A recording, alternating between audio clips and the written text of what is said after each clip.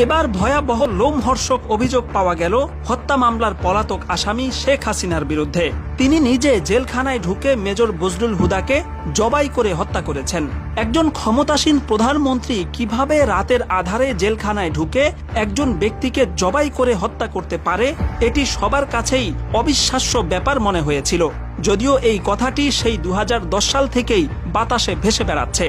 তবে এবার হাসিনার পতনের পর মেজর বজলুল হুদার ছোট ভাই নুরুল হুদা প্রকাশ্যে ঘোষণা দেওয়ার পর বিষয়টি এখন টক অব দ্য কান্ট্রিতে পরিণত হয়েছে। আমার ভাইকে সিরিয়াল খুনি শেখ হাসিনা জেলখানায় ঢুকে নিজ হাতে জবাই করে হত্যা করেছিল। 1975 সালের 15 আগস্ট যেসব সেনা কর্মকর্তা ধানমন্ডি 32 নম্বরে গিয়ে শেখ মুজিবুর রহমানকে হত্যা করেন, তাদের মধ্যে অন্যতম ছিলেন মেজর বজলুল হুদা, যিনি শেখ মুজিবুর রহমানকে সরাসরি গুলি করেছিলেন। এই অপরাধে 2010 সালের 28 জানুয়ারি মেজর বজলুল হুদা সহ কারাগারে থাকা 5 জন ব্যক্তির ফাঁসি কার্যকরের সিদ্ধান্ত নেওয়া হয়।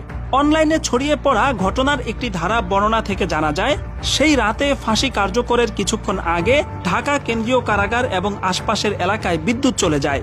সে সময় দুটো কালো পাজেরো গাড়ি কারাগারে প্রবেশ করে, যার একটিতে ছিলেন স্বয়ং প্রধানমন্ত্রী Sheikh Hasina. RS leather BD, স্বল্প মূল্যে খাঁটি চামড়ার জুতার নিশ্চয়তা। 5 জনের মধ্যে 4 জনকে মঞ্চে নিয়ে ফাঁসিতে ঝুলানো হলেও মেজর বজলুল হুদাকে সেখানে আনাই হয়নি।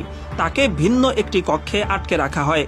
তিনি যেহেতু শেখ মুজিবকে সরাসরি গুলি করেছিলেন, এই কারণে তার কাছ থেকে শেখ হাসিনা সরাসরি প্রতিশোধ নিতেই মূলত কারাগারে হাজির হয়েছিলেন।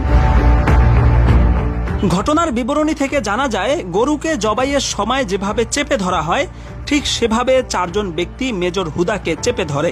এরপর শেখ হাসিনা তার বুকে পা রেখে জল্লাদকে ছুরি চালানোর আদেশ দেন।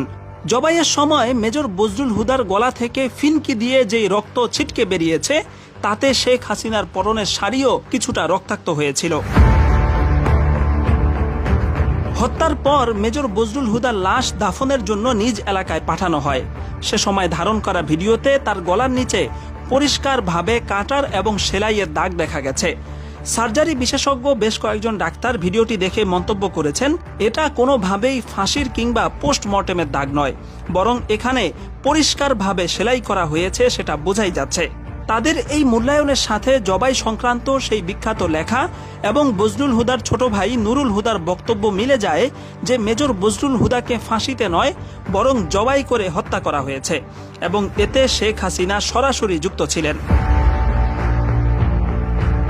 বিশ্লেষকরা বলছেন, বিভিন্ন দিক থেকে উঠে আসা এসব দাবি ও তথ্য প্রমাণ যদি